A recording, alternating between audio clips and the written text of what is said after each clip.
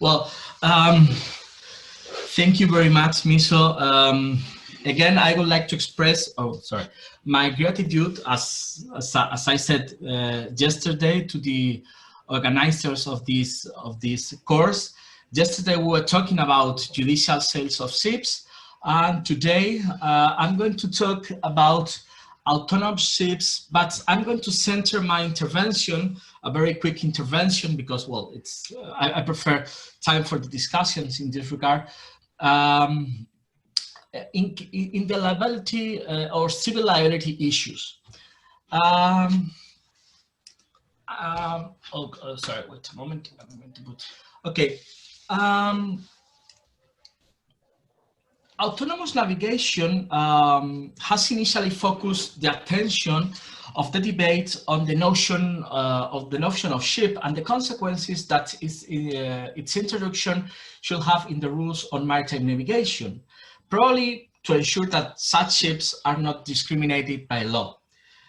The ideas expressed in this context, putting the ship on the center of the discussion, and the analysis of the implication of this phenomenon, however, have quickly come to reveal that the main changes in case of autonomous navigation must be undertaken, in the law, go far beyond the notion of ship, and probably shall rather to focus on the category, not the ship, but on the category of the people or of the subjects, of the persons involved in their scope.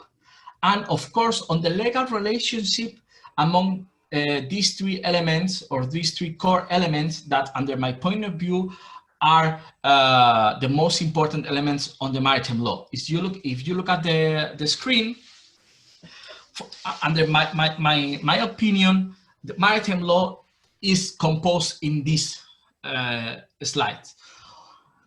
What are the three elements, as I mentioned before? The space for navigation, that is the sea, and the law of the sea, of course.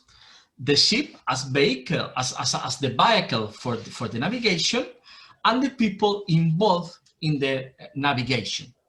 And of course, the activity, that is the navigation, is the jointly element of three different elements. As I mentioned, the ship is not, under my point of view, is not or must not be the focus when we talk about autonomous shipping. The ship must be the focus for the technological aspect of the autonomous shipping.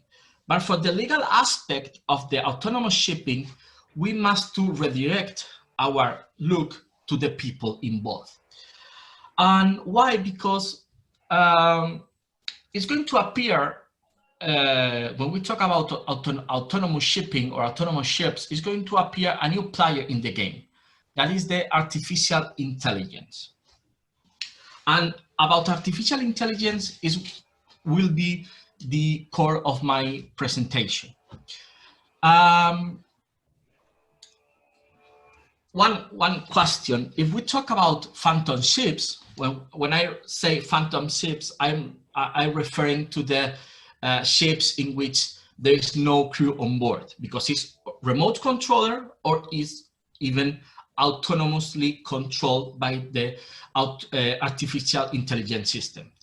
Phantom ship means phantom liability, and the answer, probably you know the answer, is no, of course not.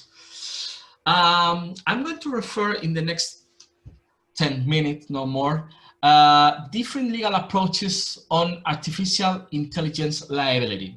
And when I say artificial intelligence, or when I put my focus or my attention on the artificial intelligence, because as I mentioned, it's a new player in this game.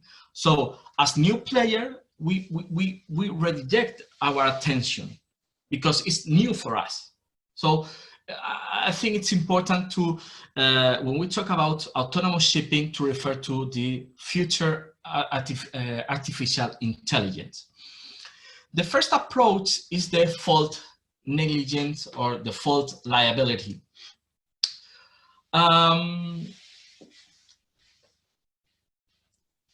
One idea before entering into default liability.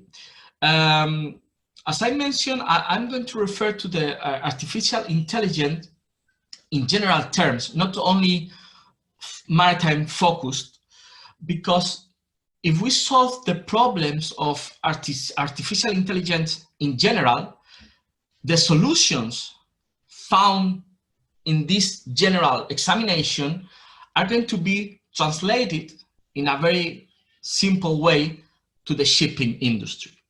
So look at the artificial intelligence in general is going to give solutions for shipping autonomy. Well, regarding the first approach, default liability,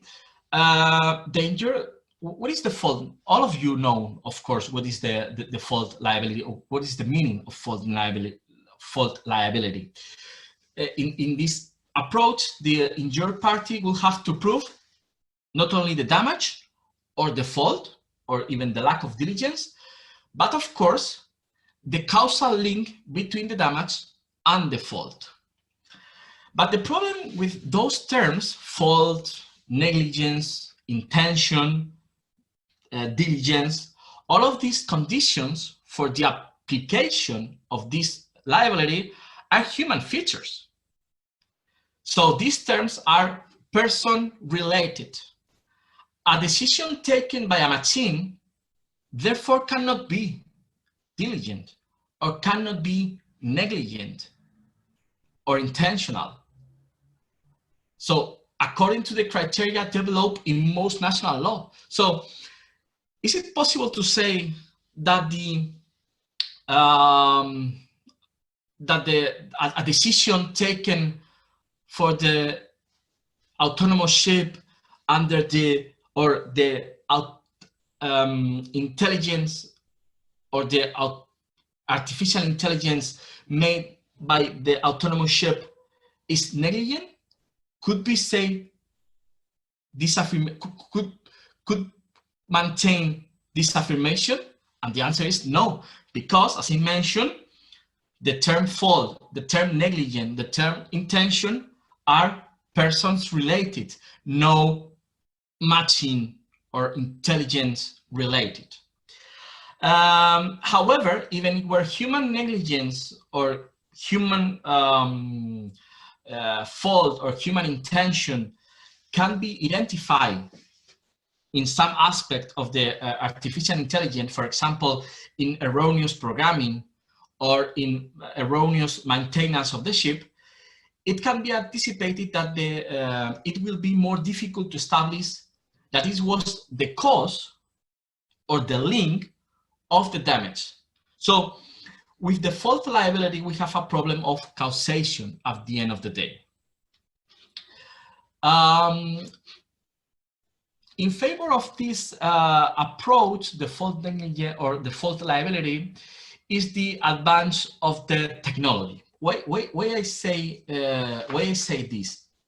Because in case of strict liability or strict based liability, the producer were always automatically held liable for the damage caused by this intelligence or by the decisions made by this intelligence.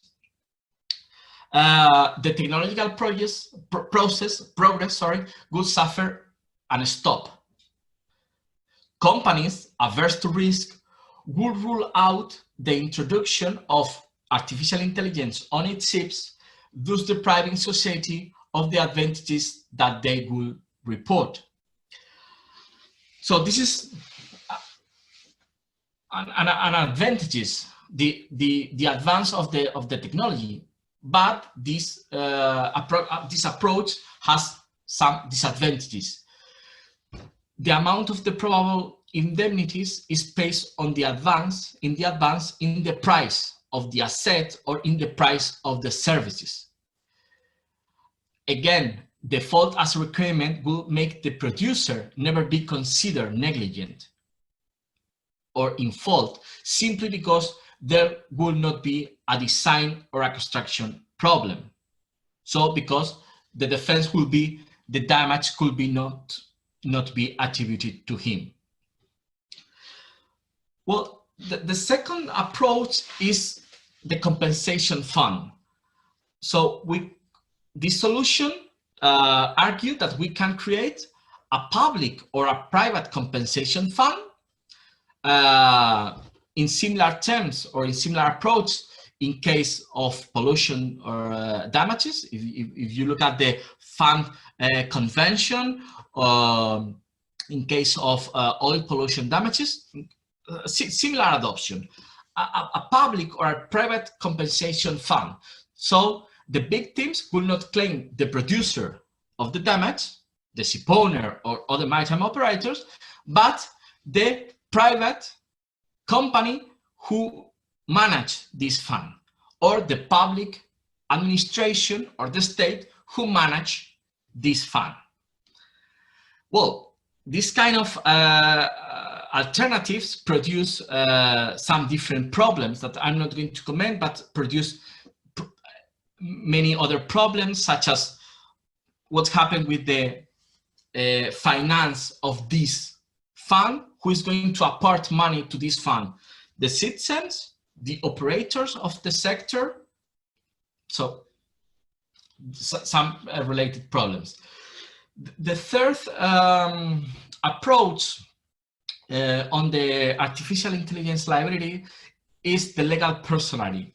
Okay, the solution must be, under the opinion of the defensors of this approach, is we are going to create a legal or an electronical legal personality to the artificial intelligence system.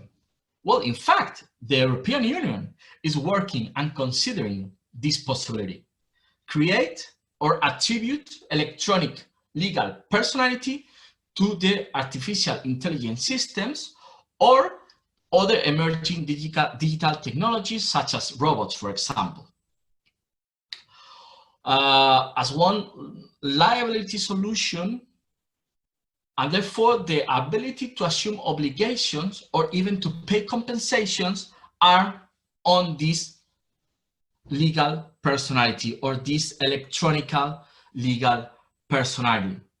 Well, again, my different problems arise. For example, this legal personality is considered as a separate patrimony, because at the end of the day, the most important aspect of the legal personality is not the personality, is the patrimony for which or with this legal personality is going to solve the problems or damages.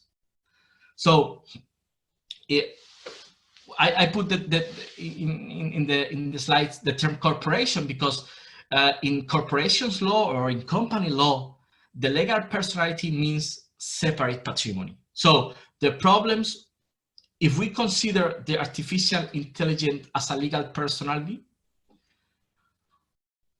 the next question is, okay, and where is the separate patrimony? Where is the patrimony? How this artificial intelligence is going to get the patrimony and the separate patrimony for respond the different damages? So as I put, several legislative problems related to their legal capacity and how they act when performing legal transactions, etc., arise. And the last approach on artificial intelligence liability is the applicability of the strict liability system.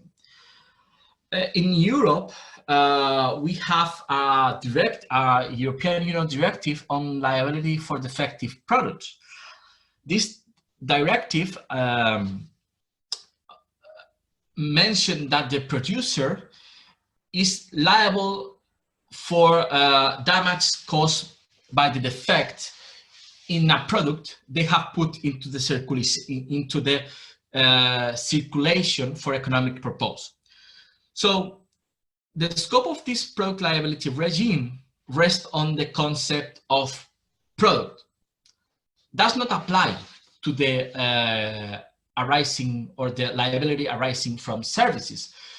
And we have here the first problem, or the first interpretation necessity. The ship is considered as product for the directive or not? And most important, what is the nature of the artificial intelligence? Is a product or is a service?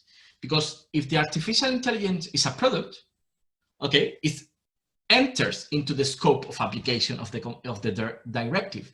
But if we consider the artificial intelligence as a service, it's out of the scope of the directive. So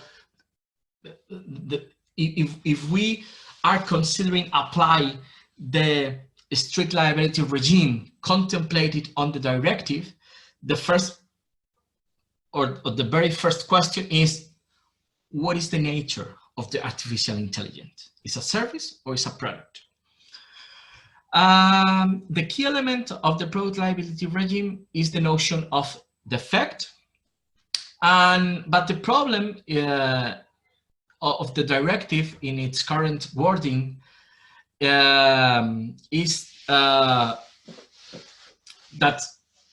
not fully and totally adjust all of the legal regimes to the challenges derived from artificial intelligence, and of course not on the autonomous shipping. But the directive can be taken as a reference or as a general framework over the legal regime of the liability for damage derived from this kind of intelligence. This system eliminates or reduces the burden of proof.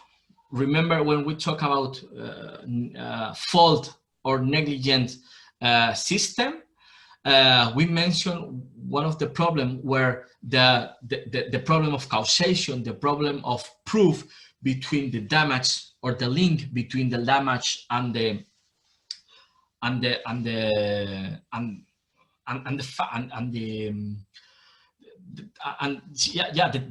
and the fact.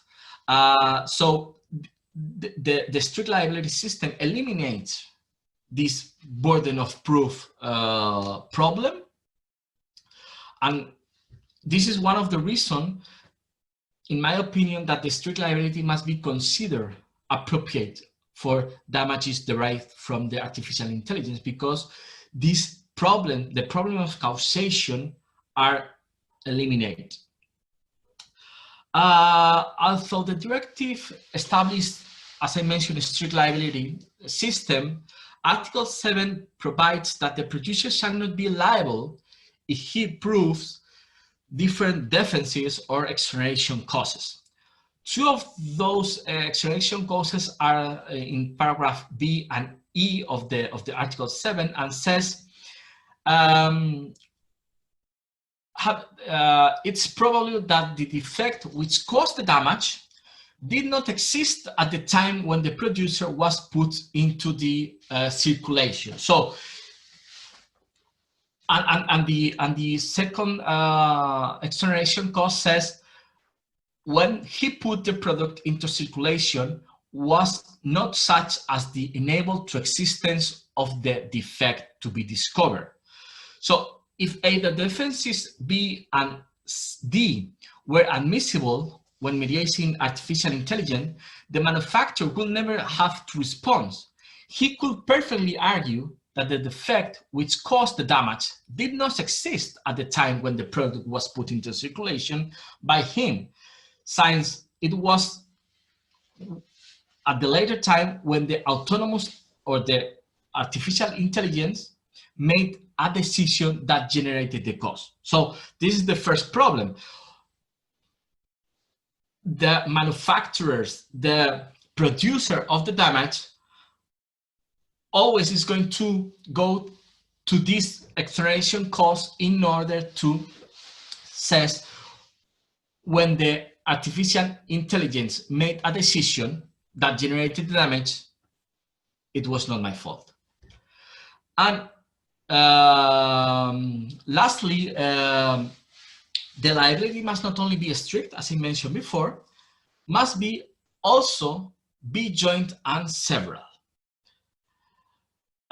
So in case of artificial intelligence, not only we look to the manufacturer or to the producer of the product or the software inside the artificial intelligence, as well those companies who offer software updates, for example, companies who were the designers of the artificial intelligence, or even the companies in charge of the monitoring of the decision made by the artificial intelligence. So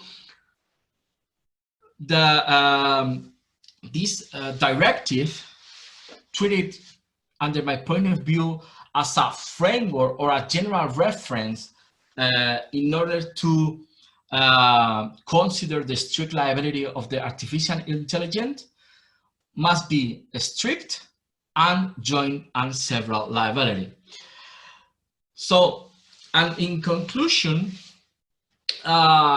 just for finish my presentation with a smile, well, I don't know if with a smile, we are perhaps 98% identical in our genome sequence to gorillas. So that means most of our genome structure are very similar or even identical to the gorilla version. Clearly, worms look nothing like people, but they share approximately 14,000 genes with humans, comprising about 70% of human genome. So we are brothers. So the conclusion is we are brothers of gorillas and cousins of worms. Well, if it turns out that the gorilla is our brother and the worm is our cousin, let's assume in this function that the artificial intelligence is our daughter. And who is responsible for the actions of the children? The parents. So thank you very much for your attention. Sorry if in some parts of the presentation were not very maritime related, but I think, and this is the promise, the conclusion, I think that previously to enter into the if the ships fulfill in the different international conventions, such as the collision regulation, such as the carriage transportation, those approximations are necessary, but in my opinion, a very previous state must be considered. Is the artificial intelligence a new player in the game? So thank you very much again. Thank you very much. Thank you, Juan Pablo, for your microscopic insight into not just the legal aspects, but additional joint aspects as well. It's quite provocative to think how, in a way, difficult it is to assess normal standards of responsibility and liability in this AI manner. So I open the floor to any comments, questions, anything anyone from the audience would like to reflect on.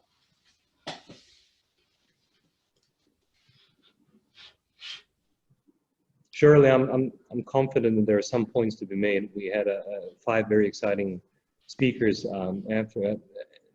May I opening quite a lot of issues. Yes, please. May I take a liberty? All those presentations were literally very, very, very interesting. When discussing about seaworthiness, I was considering the matter of the black box issue. I understand from engineers that there is this great problem of tracing and being able to define the technical patterns that bring artificial intelligence to make a certain action. And that is why it is not possible to patent artificial intelligence used in the medical sector. I am wondering how a shipowner could give evidence of his ability to make the ship seaworthy when it gets to making decisions that he is not in the condition to prove in the way they were took. And this brings us to the paper presented by Professor Rodriguez, which is very interesting in the sense that he said, okay, probably the most appropriate approach is to have strict liability, because then it's not required to bring evidence as regards the process of causing the damage. So if those who have spoken on this matter, so Professor Tseren or Professor Rodriguez wish to comment on this, I would be very, very grateful. I'd like to call upon Fausto. Perhaps, Fausto, you might be interested in enjoying this particular point, having in mind that you know quite a lot about the subject now. Sorry, I couldn't hear you well. Can you tell me again? So the question is, how do we, when we talk about the decisions that the AI makes or the software makes, and Alberto, please correct me if I'm wrong, how are we capable of assessing possible, let's say, negligence on the side of the AI, or is indeed the strict liability standard the best, or perhaps the safest standard in this respect? What are your, having in mind that you know quite a lot about the algorithms themselves, can you perhaps bring this issue closer to us? Sure. I mean, and I worked also a bit on liability. This paper was not mentioning that, but one thing that we need to have is a standard log for all unmanned ships that would log exactly what happened. And by doing a post-analysis, you could actually check if there's negligence or not. I mean, if there's bad programming, basically. And I think that you would have strict liability in some cases. In other cases, you could have different regimes. So it all depends on the risk and the type of vessel and the application even. You can have some exemptions for smaller vessels that are in research phase, but you can have more strict regimes for large unmanned ships, either strict liability or even absolute liability, or the regime in Italian for dangerous activities. So I believe that you can actually investigate if there's negligence or not, and it's connected to the type of vessel that the liability doesn't need to be all the same regime for all possible unmanned ships, I believe. Mijo, may I? Absolutely, yes. No, because there is one issue which is very specific. If I understood correctly, when it gets to black box, it is not possible to understand how the artificial intelligence came to its conclusion when making a decision. And that is the point. I mean, does it make sense to discuss this aspect when considering artificial intelligence related to unmanned vessels, or we are totally out of, this is out of question, it's not a matter relevant to unmanned navigation? Yes, can I just comment on this? Yeah, of course. Thank you very much. No, you're completely right. I mean, I put on my slides artificial intelligence, but I didn't mean it in that way. I don't like artificial intelligence that you cannot understand what is there. I just use it as a fancy name that people would relate to. But in many cases, the algorithms that you're programming don't need to be a black box. So if the EP report on robotics was proposing to have a trustable, transparent AI, and I believe that should be the case.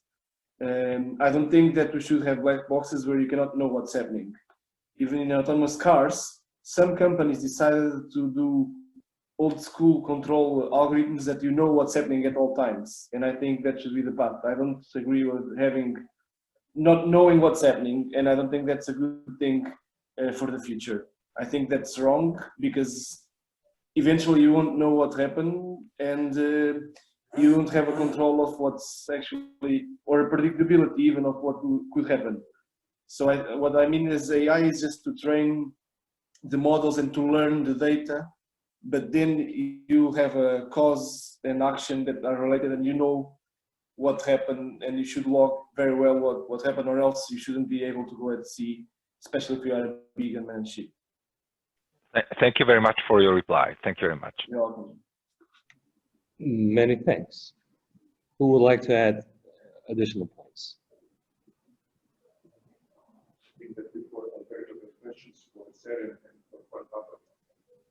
I've been just told by Igor that Alberto perhaps has some additional questions. Was that Alberto? Do you have any questions for Juan Pablo and our colleague Dindar concerning their presentations? Can you unmute your microphone, because I can't hear you? No, not actually. In the sense that I was discussing, I was considering this aspect of the black box, which to my understanding is the fact that we cannot understand how the machine made its decision with concern, and since I think it is very interesting, both with connection to the seaworthiness issue and with concern to the liability issue. So those two presentations didn't miss this point, but they were crucial in the sense that on one hand, how can a shipowner demonstrate that the vessel is seaworthy or was seaworthy when starting the voyage if he doesn't know and is not able to demonstrate the process of decision made by the vessel itself when it gets to an autonomous vessel on one side, and this is something that is related to the presentation made by the professor from Ankara, whereas when we discuss liability, it's very good to have it's very good as a suggestion to have a strict liability in case of putting in place black boxes within the industry of unmanned vessel. And I was just considering if perhaps they do have a comment on these two aspects.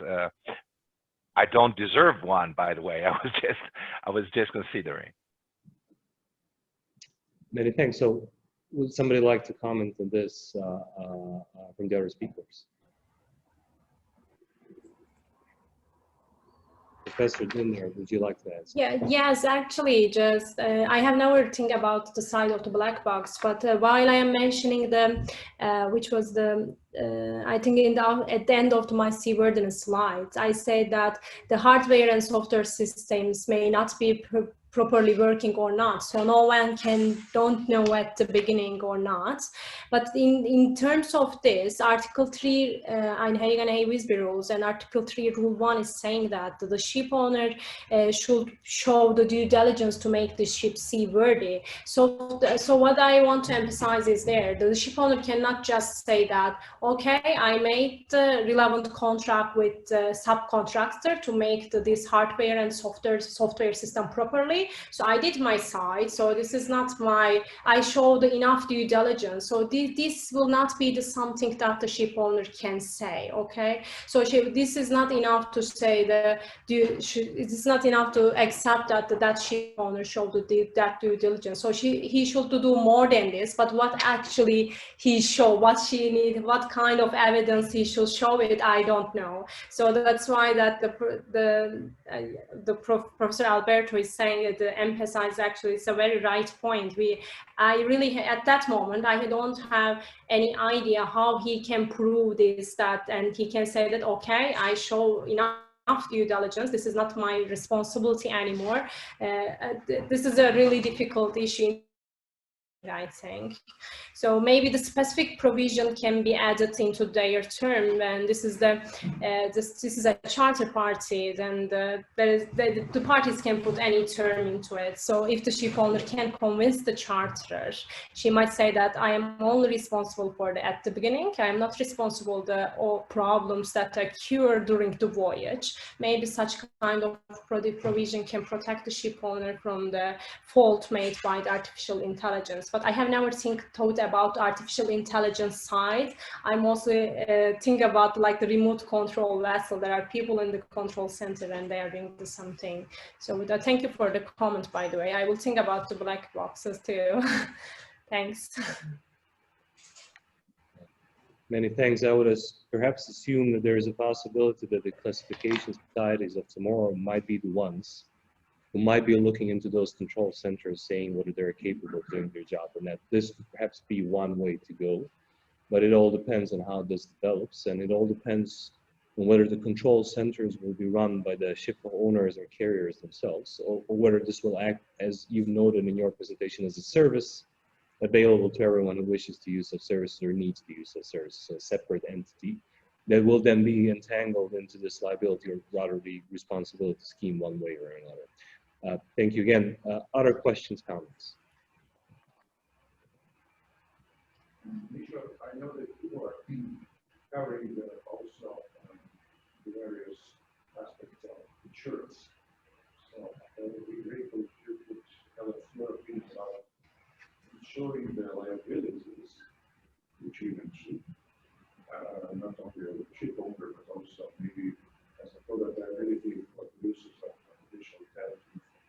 Some algorithms. Have you any information or ideas or suggestions?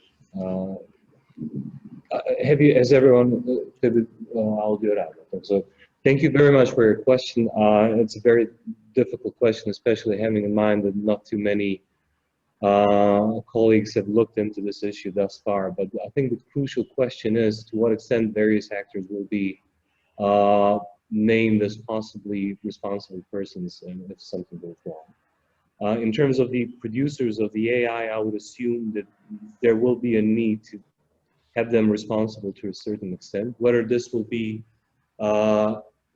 made in a way that the shipbuilding industry functions today, whereas you have guarantee periods for producers from the maker list, whereby they're responsible and liable up to, let's say, a year from once the ship has been built, or whether this will be a different regime, I cannot tell. From what I can see within the car industry, it would appear that the standard producers of cars would not be interested in this human full responsibility, but would rather be interested in taking co-shared responsibility with the producers of the software. I'm not entirely sure at this point what the best way forward would be in this sense.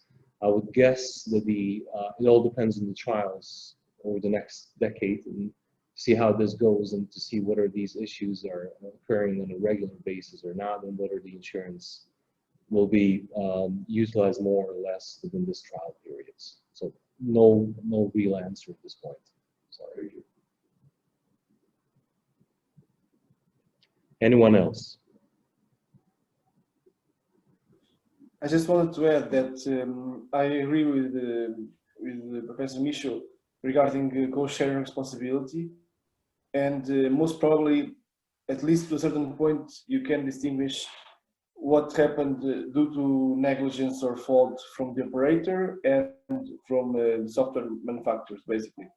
So you could be able to distinguish if it was one's fault or the other. For instance, normally manufacturers give very specific conditions on when to operate the system, even safety parameters that are built in the system that you probably are able to change if you wish.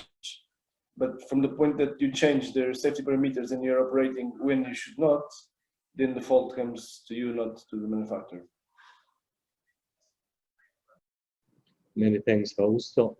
Alberto, I'll take the opportunity. I'll have one question for you. You mentioned the concept of channeling of liability. The one that I have in my mind is the CLC convention and the channeling of liability to the owner of the tankers. In the context of autonomous vessels, perhaps this is one of the ways we can consider this. This would indeed make things simpler in terms of assessing who is the responsible person liable for damage. When you addressed the issue, did you consider channeling of liability in general, or were you just reserved for the collision cases that were the focal points of your presentation? Honestly speaking, I was thinking in general, in the sense that now I do agree with Professor Rodriguez that discussing matters from a technical point of view, as the IMO and CMI are doing, is probably a necessary step, but based also on what I said, that there is not actually we're still at a very early stage. What it is necessary to do is to understand how to, again, channel. So we shall define a system of apportioning of the liability. And this is a preliminary step. I do agree with that. And that's why I think also Professor Van Hooydonk wrote it, right? He said, first of all, we have the matter is of legislative policy before taking any stand as regards specific decisions. So when governing or regulating the single specific aspect of autonomous navigation. So my point was very general, and is I would really love that the stage is given to the legislators. By the way, if I may dare, a few days ago during the European Science Open Forum we had in Trieste until last Sunday, I myself organized through the Union Internationale des Avocats four webinars that were focusing. One was focusing on artificial intelligence and autonomous vessels, and Simona Musi spoke in the panel. But then we discussed also on genetics, on telemedicine, and environment and climate. And all four webinars reached the same conclusion, that now the ball when we get to solving technical issues requires the intervention of the legislator. Whenever we get to critical matters that affect the future of, I would say, mankind or trade, and that's why I get my word. I was considering channeling, not specifically, but more generally. We shall decide who pays the bill. to be very simple, and I hope I wasn't too trivial when replying to your question. Many thanks, Albert. Anyone else?